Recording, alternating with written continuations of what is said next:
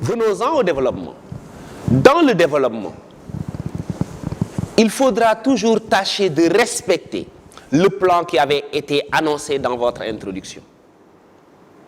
Parce que justement, dans l'introduction, vous amenez le sujet, vous posez le sujet, vous déterminez la problématique, vous annoncez un plan. Dans le développement, le plan doit être scrupuleusement respecté parce que votre devoir est une démonstration dans laquelle vous cherchez à convaincre quelqu'un. Par conséquent, ça doit obéir à une logique, ça doit obéir justement à une pertinence, à une cohérence. Et c'est pourquoi il faudra toujours, à chaque fois qu'on va commencer à développer une partie, commencer par exposer une idée directrice. Et l'idée directrice, c'est l'idée qui doit être débattue tout au long de la partie. Et lorsque l'on émet une idée directrice, cette idée directrice doit être accompagnée de ce qu'on appelle des idées secondaires. Et ces idées secondaires doivent être argumentées mais également prouvées. La preuve, c'est la citation.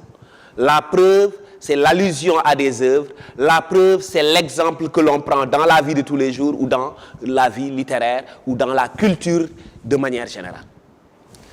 Mais il ne faudrait surtout pas abuser de cela. Parce que justement, la preuve n'est pas un argument. La preuve vient tout simplement renforcer une idée déjà donnée. Et c'est pourquoi on dit souvent que peu de citations tuent la citation, mais trop de citations également ennuient.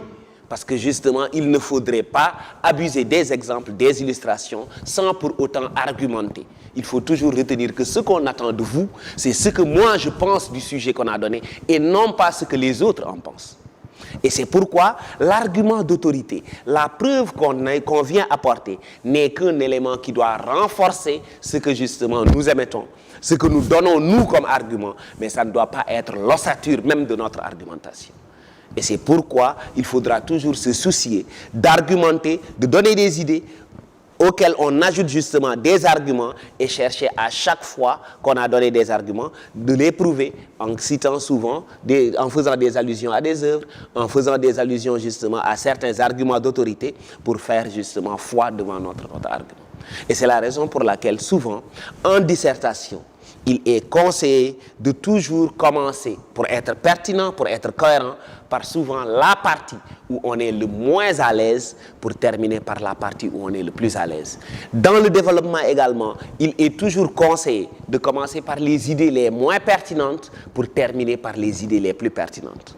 Parce que lorsque le correcteur vous lit, et justement parce que vous êtes en train de faire le bac, lorsque le correcteur vous lit, en réalité, il commencera à vous lire, il sera captivé par ce que vous êtes en train de faire.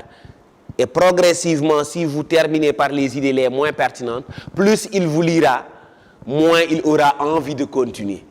Par contre, si vous faites l'effet inverse, commencez par les idées les moins pertinentes et terminez par les plus pertinentes, plus il vous lira, plus il aura envie de continuer. Et la note qu'il va vous donner sera tout simplement conforme à ce qu'il a retenu en dernier.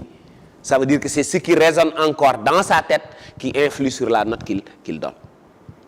Chaque fois qu'on aura terminé une partie, il faut toujours avoir le réflexe de faire ce qu'on appelle une conclusion partielle. La conclusion partielle, c'est la conclusion de la partie qu'on vient de développer.